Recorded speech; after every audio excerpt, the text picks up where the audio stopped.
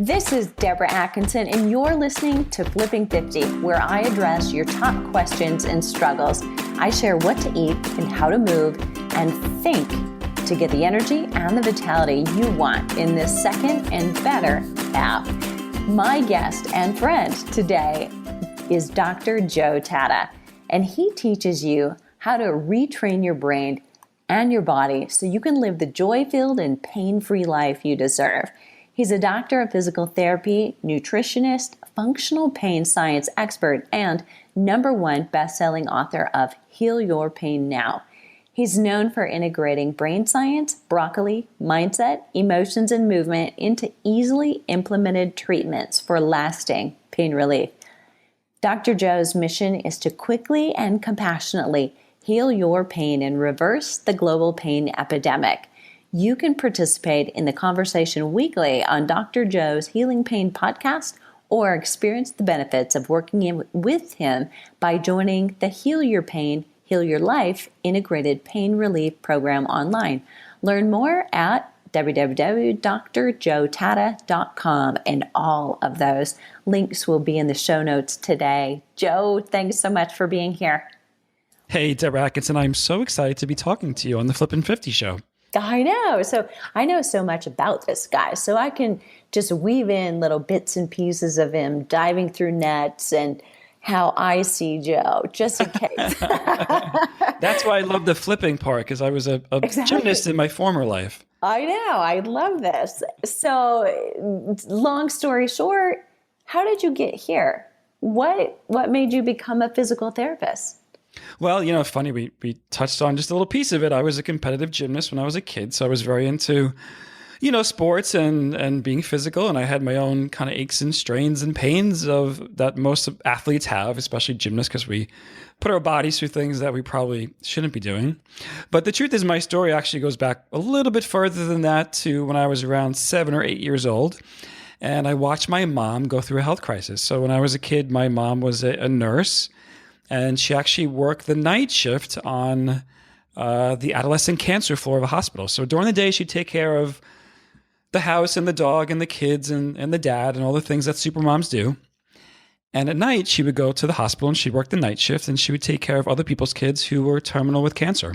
Mm. And this is back in the early 80s when we didn't have such great treatments the way we have it now. So some of those kids were terminal. She did that for a number of years. She's an excellent nurse and a great healthcare practitioner and one of my role models. But she got to the point where working nights and taking care of the family during the day was of course, very stressful.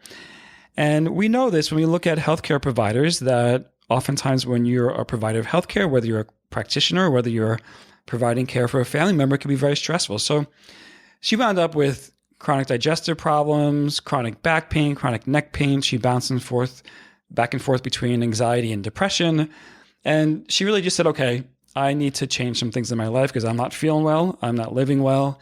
And she changed a lot of things in her life, and she really did it naturally. And that, I think, is the one thing that really kind of planted a little seed in me. We know that when kids go through a trauma in their life, whether it's a trauma that they have been through themselves or whether they experience a trauma, let's say in their family, like I did, to a certain extent it's a trauma, that kids go in one of two directions. They either have difficulty integrating that trauma into their life and they get traumatized, or they take it in and at a time later in life, it comes out in a way that typically is productive, which I think is what happened with me, or I know what happened with me, because I wound up pursuing a career in healthcare and ultimately wanted to work with patients who had chronic pain, patients similar to what my mom was going through at that time. So that's my kind of double forked story of how I got to where I am. Wow. I love that story. I love how you've really woven in your entire life and experience. So that brings me to my next question. I mean, when I heard her story, you telling that, it sounds to me like actually she was way ahead of her time in terms of awareness. So tell me where we are now with chronic pain in our country. I mean, it seems like a really big problem. I'm a medical exercise specialist, so quite often somebody that comes to me is frustrated, especially if they're a midlife woman. They can't lose weight because it hurts. Doing what they think they need to do hurts. They're already in a bad spot. So where are we? Yeah, it's so interesting you brought up the topic that it seems that she was ahead of her time, because I think about that. Someone actually brought that up on a podcast a couple of weeks ago that I was doing. They said, wow, your mom seemed like she was ahead of her time. And in today's day and age, if she had the same symptoms, she would have been treated first with a medication. The medication that we use for pain most frequently now are opioids. And we have a tremendous opioid epidemic and crisis in our country, where we have about 2 million people, probably 2 to 3 million people who are addicted to opioid medications, and probably about another 20,000 lose their life to opioids each year. So whether it's an opioid, whether it's an anti-inflammatory medication or surgery, we have treated pain for the past probably 50 years based on what's called a biomedical model. So a biomedical model means that we turn to drugs, surgery, and injections first to treat pain as a symptom. What we are rapidly moving towards, and one of my platforms and one of the things I try to educate people on, is that the way we should treat pain is what's called a biopsychosocial model. And that's a big fancy word. It basically means that pain is both a sensory and an emotional experience. So there are aspects of your pain that are sensory, things you're feeling in your body. And then there's also an aspect of your pain that's emotional. So how you think and the emotions you have around your pain experience actually can amplify or decrease your pain. So the reason why my mom didn't wind up in that situation, I'll probably never know, but I think it's because she was in healthcare herself and she felt like she could tackle it on her own, which is not what I recommend for people with chronic pain, because oftentimes they need a lot of support. But in her instance, that's what happened. But we now know that chronic pain is really multifactorial. So oftentimes you need support in a lot of different areas to help you get through that crisis. Smart way to think about it. And, nobody enjoys having pain on any level, and those of us who don't have chronic pain can, I think, certainly even identify with what it would be like to have this on a regular basis. Can you explain, is there anything more that you can help us understand about what pain is? I can. It's a really great place to start a podcast or to start a talk or a lecture or an education when you're talking to people who have chronic pain. So there are two types of pain. There's acute pain, and then there's chronic pain. Acute pain is the pain we all know very well. It's the pain that happens when you fall and you scrape your knee, or you sprain your ankle and you tear some ligaments on the outside of your ankle, or you fracture an arm or a leg. Acute pain is pain caused by tissue that's been damaged from an injury. Your body has an amazing ability to heal acute pain. It's called the inflammatory process. And you know this, Deborah, that when you injure yourself, your body goes through a state of inflammation, which is positive. And that inflammation process repairs that tissue so that that cut is now a scar, let's say, or the muscle that's torn gets repaired, or the bone that's broken, your body has the ability to lay down more bone. With acute pain, that process is known, and it happens within about a 3 or 4 month period of time. So no matter what you injure, no matter what tissue, no matter what part of your body you injure, within 3 or 4 months, it'll be healed. And once it's healed, the pain goes away. And you go about your life and you're happy and you don't have any problems. Chronic pain is defined as pain that persists beyond that 4-month period of time. It persists beyond the time after healing has occurred. So even though the tissue healing may have happened, your brain still produces pain as an output. And ultimately, the what's responsible for your chronic pain is your brain, not actually your body. So that's the difference between acute pain and chronic pain. And they're very important distinctions to make, and they're very important distinctions for people to understand when we talk about chronic pain, and for practitioners to educate around chronic pain. Because when people start to realize, oh, so what you're saying is that if I hurt my back, let's say, from lifting a heavy weight in the gym, that my body will heal that naturally. But if my pain continued beyond 4 months, that it's not actually from my back, it's actually coming from my brain or my nervous system. And the answer is yes, that's correct. And what's positive about that is people start to then understand that the pain they're feeling isn't because they're damaged. Is that at all like phantom pain? So phantom pain is a really awesome way to look at the whole pain experience. So phantom pain happens when you've had a leg or an arm or extremity that's been amputated. Mm-hmm. So even though the extremity is not there, you still have pain. So how can that happen? How can you have pain in an extremity that's no longer there? And the reason behind that is that in your brain, there's an actual map or a GPS of your entire body. So there's a picture of your arm, your leg, your back, your shoulder, your head, your ear, your nose. All those parts actually exist in your brain. So even though your leg may have been amputated, your brain may still be paying attention to that part of your body, even though it's not there. What happens with chronic pain is, let's say you hurt your back and it persists beyond that 4-month period of time, is with chronic pain, your brain pays more attention to those parts of your body that are injured or that were injured, and it pays attention to it past the time where it should. And it keeps paying attention to it, and it keeps producing pain years, months, sometimes even decades after that initial injury. Okay, so where does emotion come in? What does emotion have to do with pain? So the definition of pain is that it's both a sensory and an emotional experience. So the sensory is what you're feeling. It's the pain. It's a sensation in your body. The emotions are a byproduct, or what happens in addition to feeling pain. So your emotions are fear. Does pain make you fearful? Does pain give you anxiety? Do you fear pain almost on every level because maybe someone told you that? So your emotions can make your pain persist for a longer period of time, and it could actually make the pain you have worse in intensity than it really should be. And we see this most in patients who have something called pain catastrophizing behaviors, and that's a big fancy word. But those are the behaviors that go like this, or the thoughts that go like this. I'm always going to have this pain.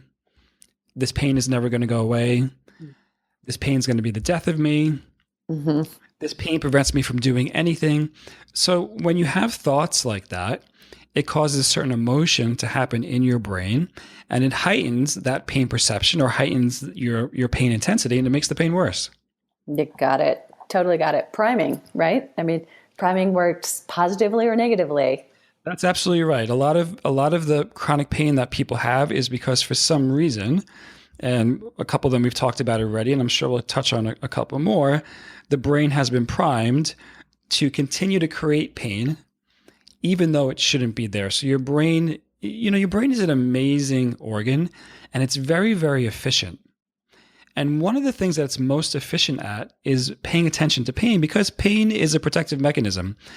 Pain tells you that you need some kind of protection. If you feel pain, there must be something wrong. However, with chronic pain, we know that's not the case. And we look for ways how we can kind of quiet that nervous system down in a natural fashion.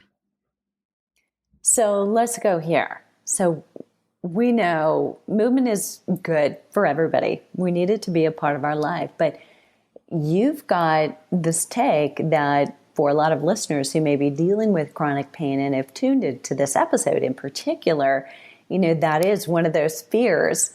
But why is it that you say it's especially important for those with chronic or persistent pain to have movement in their lives?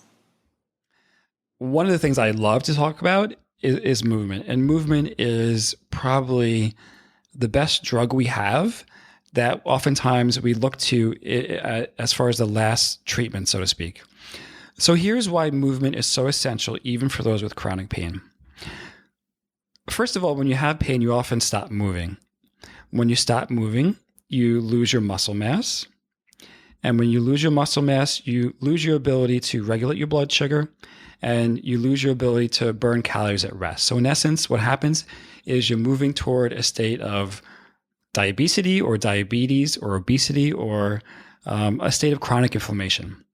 So we know that movement helps maintain your muscle, it helps burn fat, it helps regulate your hormones.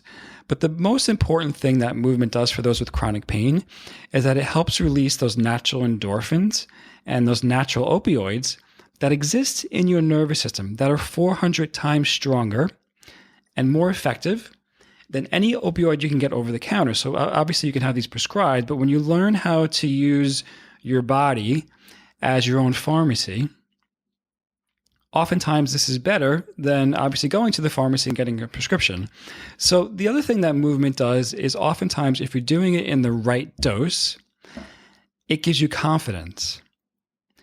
As you build your confidence about yourself, so you start to look better, you start to feel better, each day you do a little bit more activity, whether it's a daily activity or whether it's going to the gym, you gain confidence. As you gain confidence, your fear decreases. And as fear decreases, pain decreases very, very shortly behind it. So pain is exercise is a wonderful way to alleviate someone's pain. Cool. I see just an amazing visual in my head of that. What so often is a negative circle of the way things happen, but this is such a positive spiral of a path you can start. Yeah, so the negative about pain and the challenge for people with pain is that they often go out and they do too much. And all of us have a threshold or a ceiling to our pain. Every single one of us, even those of us who don't have pain. If you, let's say you have fibromyalgia or you have chronic lower back pain, and you go and you decide, okay, I'm going to walk a mile today. And you haven't walked in months or maybe years. That mile is too much for you. And it's probably going to cause you to have more pain. So you need to find that point. Let's say a half a mile is the point where you could walk pain-free. What I actually advise patients to do, and what you should do, is to walk just slightly over that half mile. So if a half a mile does not cause pain, then let's say you want to walk 0.6 miles or 0.7 miles. So actually what I want patients to do is I want you to kind of flirt or just rub up against that pain so you can almost feel like an awareness. You don't actually feel the pain, you feel an awareness. And what you do naturally over time is you'll increase the ceiling for your pain and you'll have less pain. One of the worst things that we tell people with pain is that if you have pain, to stop moving or don't do it. Because what happens over time is someone eventually backs themselves into a wall or backs down their activity so much that they don't do anything any longer. And that's when people become sedentary and they become, couch bound and bed bound. Great point. I love that. Yeah, and completely agree. I love that. Even in pain, we need the overload in order to bump up that ceiling and elevate what you're able to do. Awesome. So let's go back to the introduction. So love the part about you and broccoli. So let's talk a little bit about the use you do with functional nutrition. And what I love about, everything that we talked about in the intro is how holistic. I mean, this is a whole person approach. This isn't just, okay, here's this, let's do this and see you next time. You're really integrating this whole thing. So talk a little bit about, what is it that helps? What are the top nutritional strategies you found for healing pain from inflammation? Yeah, we touched on it briefly before. So when a patient comes to me or I'm working with someone, those who benefit the most from a nutritional perspective as it relates to pain are those who have metabolic syndrome, who are overweight or obese, or who have some type of chronic inflammatory disease like an autoimmune disease. In those types of patients, in that group of people, nutrition does a really awesome job, a natural way to decrease inflammation in your body. As you decrease inflammation, one of the factors of inflammation, one of the byproducts of inflammation is pain. So you'll see that decrease naturally. So if you start to lose your belly fat around your waist, that belly fat is inflammatory.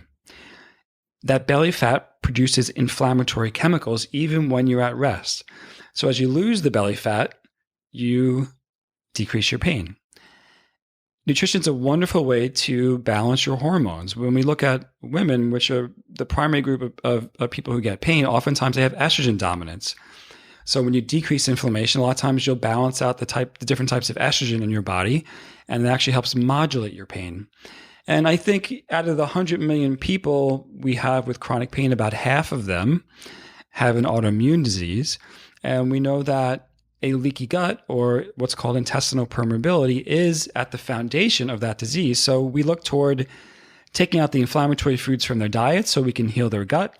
And as we heal the gut, we decrease inflammation. And the top 3 nutritional strategies that I offer people, really whether they have inflammation from autoimmune disease or whether they're overweight and they want to regulate their hormones, is a gluten-free, dairy-free, and sugar-free diet for 30 days. And oftentimes when people try that, they see a dramatic decrease in their pain within about 3 to 4 days. And oftentimes once you give people the tools that they now can go to their kitchen to heal their pain versus, let's say, the doctor or the pharmacy, a whole new world opens up for people. And they say, wow, here's another tool that I can implement into my life to try to help control my pain or eliminate it. And one of the things that I talk about is I don't teach people how to manage their pain because nobody wants to manage their pain.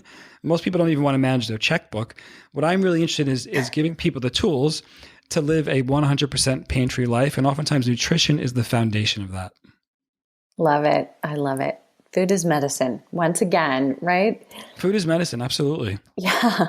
Okay. So we have a couple case studies. I'd love to kind of share a little background without revealing anyone specific, but I want to ask you one more question. I mean, are there some specific and major barriers that certain patients of yours have in recovering from chronic pain? It's a wonderful question. I think the biggest barrier for those with chronic pain, this has been studied well in medical literature, are people's beliefs. Oftentimes people are holding on to their beliefs that are wrong, or someone has implanted a belief in their head that is wrong. And those beliefs are part of that emotional response. They're part of that multifactorial nature that is pain.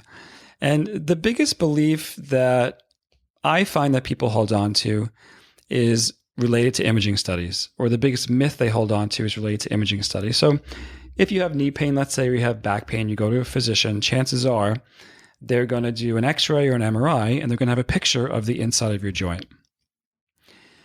And they may explain it to you in certain terms, saying words like degeneration or moderate degeneration or a lot of degeneration or a large herniated disc or a slip disc. And all of these words cause fear to happen in the nervous system, in the brain. And when fear happens, it leads people down that pain path and they start to develop those pain syndromes. What's really fascinating is that we have a ton of research that shows we actually gray on the inside, just like we gray on the outside.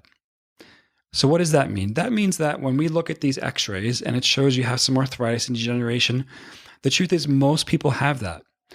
But imaging studies are very poorly correlated with your pain.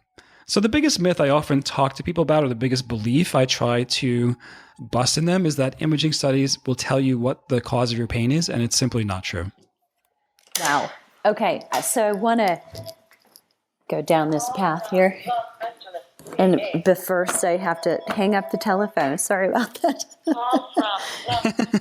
Just so you know, that's a telemarketer because nobody calls on that phone. So sorry about that, everybody. But okay, so let me ask you this, because this is where my mind went as you were asking this. Mm-hmm. What about, is the playing field level? Let's say someone has had chronic pain for a long time, and they have had kind of traditional care. They've seen imaging. They've bought into the belief that this is who they are. It's kind of a part of them. So what if they're turning the corner with their belief system? They're willing, they're open. Are they as equally able to heal their pain as someone who's had it maybe not as long or more recently? Changing your beliefs is oftentimes the fastest way to alleviate your pain. Because when you believe those beliefs, so to speak, and you hold them as truths, you're really sending a signal to yourself. So if you believe that arthritis, let's say you're 45 and you have some knee pain, And the doctor does an x-ray of your knee and they say, yep, you have some degeneration there. You have arthritis there. And now you think that you have to maybe baby that knee, or you can't do as much because that knee's arthritic, or your mother had arthritis and now you're scared that you're going to have arthritis. All those beliefs are deeply ingrained in your brain and your nervous system. And subconsciously, you hold on to them. And subconsciously, as you go about your daily activities, whether it's just your normal activities around the house, whether it's working out in the gym, subconsciously that is in your brain, and your brain will remember that as you're going about those activities. So oftentimes pain can turn on. Let's say you get on the Stairmaster and you're doing exercise. Oftentimes pain can turn on. It has nothing to do with your range of motion or your muscle strength. Those are important things, and we want to work on those 100%. But oftentimes your brain can turn on that pain because of that belief. So they're very important topics to discuss, and oftentimes they are topics that we have to continue to review with patients and our clients to make sure that they adopt healthy beliefs. And once they adopt those healthy beliefs, oftentimes they can do the exercise program and they become much easier to work with as far as clients. Love that. Love that. And I love the way you dove in with, if you can change your mind, that's the biggest first step that you could possibly take. So, yeah, okay. And I often tell people, look, if you had an x-ray of your knee and you had some arthritis, that's wonderful. Did the doctor look at the other knee that wasn't painful? Because chances are that knee has the same arthritis, but there's no pain there. Mm. Or if they had an x-ray of your lumbar spine or an MRI of your lumbar spine and showed a disc herniation, did they also x-ray or do an MRI of your cervical spine or your thoracic spine? Because the truth is, the older you get, all of us have these studies. All of us have these changes on the imaging studies. All of us have herniated discs. Every single one of us, even those of us who don't have pain. So they really mean a lot less than we think they do. And we really should look toward the nutrition, toward the movement, and then toward some of these beliefs and emotions that we talked about earlier to help people live a life free of pain. I love that you've said that. And I quite often get to this point myself before someone goes in for a test, and I'm of many kinds, and I'm wondering and challenging, have you thought about what you'll do with the results? Based on the results, if this, what will you do? Or if that, what will you do? Have you thought about your choices beyond the results and what it will change for you? Because I do think it can plant a seed of negativity that maybe isn't going to help them in the long run by giving them that information. Absolutely. What you just said is so brilliant, Deborah, and I'll tell you why. Some of the more progressive research in the pain science world is before a patient walks into any physician's office, and especially before they walk in for an orthopedic surgery, they go through an intervention where it's actually very similar to what we're talking about today on the podcast. They go through an intervention that explains to them the difference between acute pain and chronic pain. And they're also educated about all the different factors that are related to pain. Because if someone goes into, and we see this with spinal surgery, oftentimes people go in for spinal surgery, whether it's a microdiscectomy or a fusion, and they come out and their pain is actually worse. And oftentimes the reason why it's worse is because now they're so fearful that they had their spine fused and they have less motion in their back, or the surgery is not going to work and the pain persists. So oftentimes, like you just mentioned, just talking to someone about, hey, I know you're going in for that knee MRI or the shoulder MRI or x-ray. Do you know what would happen if the doctor said you need conservative care? Chances are he's going to say work on your movement, your nutrition, or your stress level first. So do you want surgery? Yes or no? And if the answer is no, then hey, why don't we put that off for a little while? Let's work on some of the natural things. And then if that doesn't work, then let's go have the x-ray. And you'd be amazed at how many people never actually get to that point. Because usually within a matter of 4 to 8 weeks, with the natural strategy, you can work their pain down to a 1 or a 2 and eventually a 0.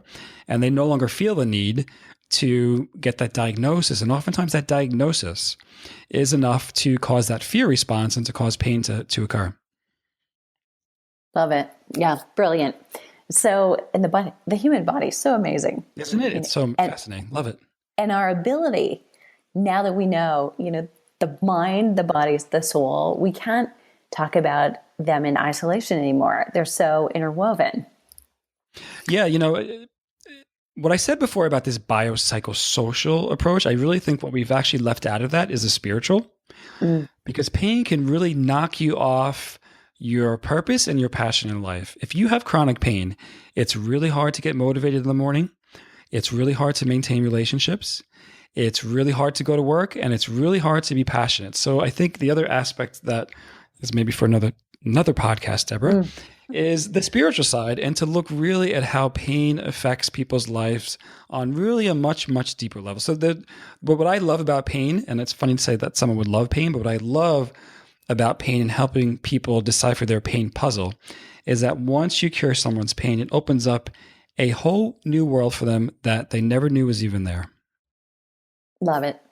And that's what we want to do. Okay. So here's the deal. Listeners, I'm going to give Joe just a really quick case study. This is literally someone I've worked with, someone who's gone through private coaching with me. This is literally an example of one of the many people who come to me and end up, wanting to exercise, but they've got chronic pain. So I have a feeling that really this is going to feel to you like a quiz, and you can kind of sit and listen to Joe tell the answers and see how closely you come to having discovered a lot during the podcast. So Mary, for all appropriate purposes, has fibromyalgia. She's actually ex-military and came back from actually Iraq and has some post-traumatic stress syndrome. And, she's used to having been super fit. And now she's struggling with the fibro, the knee pain, and, probably based on what you've said, not unrelated to post-traumatic stress syndrome. Where would you start with her? Because obviously she's come to me and she wants to feel better, have more energy, and she wants to lose weight.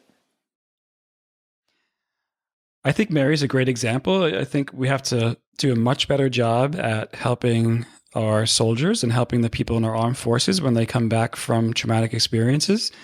And oftentimes they come back with trauma or PTSD.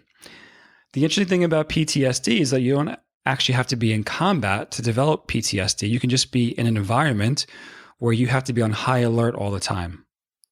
And being in an environment like, a wartime situation where maybe you weren't actually in the violence yourself, but you were worried it was going to constantly happen to you, or you felt threatened, that gets ingrained in your brain. So your brain gets primed for that pain experience. So what I would recommend as quick strategies for Mary is that once to twice a day, sometimes even 3 times a day, Mary has to be very mindful and bring her body down into a parasympathetic state. So a parasympathetic state is a very deeply relaxed state. Now, how does she do that? 1 to 3 times a day, she needs to work on some deep breathing exercises or 5 minutes of meditation or some type of mindfulness-based practice that brings her into that relaxed state. It could even be just listening to music or journaling about a positive experience, something that's going to make her feel relaxed. Of course, with those with the worst PTSD, they oftentimes need some mental health professional to help them through that phase, but many people can negotiate that on their own if they understand really what's happening. So on a daily basis, 1 to 3 times to work herself into that relaxed state. And on the weekends, hopefully she's not working on the weekends, let's say, or her time off, I should say, when she's not working.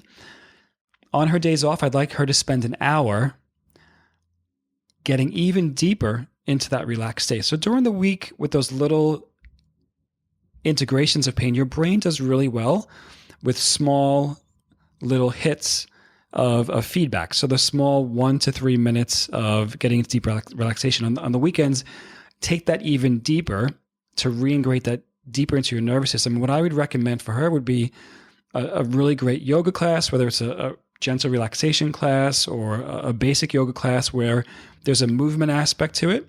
So she'll be able to work some of the tension out of her muscles and her joints. She'll start to move her body in a healthy way. And there's probably a meditative or a progressive relaxation part of a good yoga class as well. I love it. Okay. So what I heard kind of in interpreting what you've said is really this relaxation has a progression and an intensity to it, just like any exercise would. Absolutely. So in the beginning, people may only tolerate a couple minutes and then they come out of that relaxed state. But over time, you're teaching, and this is what's called neuroplasticity, you're teaching your brain how to do what you want it to do. I love that. I wish mine would do that more often. Right. Okay. I need to work on that. All right, Joe, as we wrap up, it's been so fun. We could go on for forever, but let's wrap up and tell me this. Is there a question you wish I would have asked you? Oh boy. I think the question is what can we do better to serve people with pain? Because ultimately we're here to serve and to help people. So the question would be, what can we do better to help those who have pain? I think first and foremost, we need to approach them with compassion and realize that chronic pain is not fun. It hurts. And oftentimes people have not just one, but maybe 2 or 3 things they need to work on in their life to decrease their pain. So one, coming to them from a place of compassion and helping them through that process. And then 2, really learning, teaching them really how to create a support structure in their life of people that can help them through that process over the course of a couple of weeks to a couple of months. Because when you have someone to help you, when someone's your confidant, when someone's your right-hand man, when someone's your buddy, you'll move through that process a lot faster. So that would be the response to your question. Awesome.